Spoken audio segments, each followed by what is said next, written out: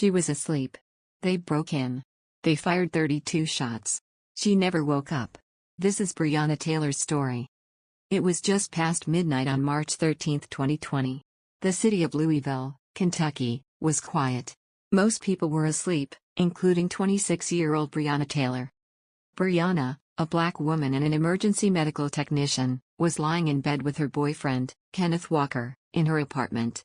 They had been watching a movie, laughing, enjoying each other's company, unaware that their lives were about to be shattered forever. Suddenly, loud banging on the front door echoed through the apartment. According to Kenneth, they heard no one identify themselves. Fearing it was a break-in, Kenneth reached for his licensed firearm to protect himself and Breonna. What they didn't know was that it was the Louisville Metro Police Department, executing a no-knock warrant in a narcotics investigation. But Breonna was not a suspect. In fact, the person police were searching for had already been arrested earlier that day. As officers broke through the door, Kenneth fired one shot, a single bullet, hitting an officer in the leg. In response, the police unleashed a hail of gunfire, more than 30 rounds, blindly into the apartment. 6 of those bullets struck Breonna Taylor. She was still in her bed. She died on the floor of her hallway, just feet from where she had once felt safest. No drugs were ever found in Breonna's apartment. She was unarmed, innocent, asleep. What followed sparked a movement. Across the United States and around the world, people cried out her name, Breonna Taylor. Protesters filled streets with signs and chants demanding justice. Social media lit up with calls to hold the officers accountable.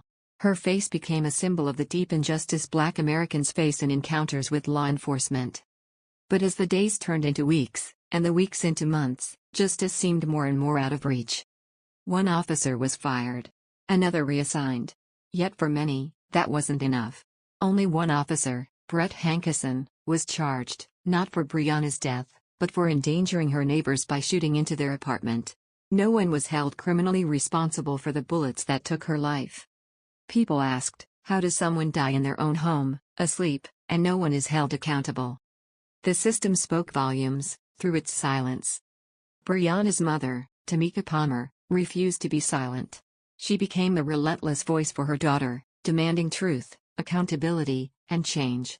Alongside activists, lawyers, and citizens from every walk of life, they pushed the case into the national spotlight. The city of Louisville eventually agreed to a $12 million civil settlement with Breonna's family and pledged police reforms. But still, no charges for her killing. No real justice.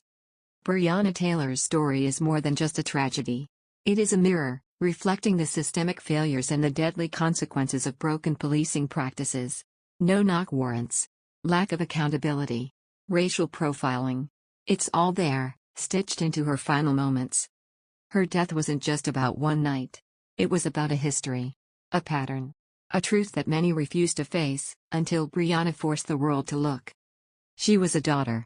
A sister. A healthcare worker who showed up during a pandemic to help others. She had dreams, plans, a life ahead of her.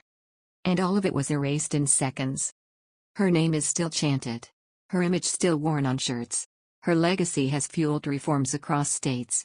But there's more work to do. Because if Breonna Taylor could be killed while asleep in her own home, then none of us are truly safe. Say her name. Breonna Taylor. Let her story remind us that silence is complicity, and that every voice raised for justice brings us closer to a world where this never happens again.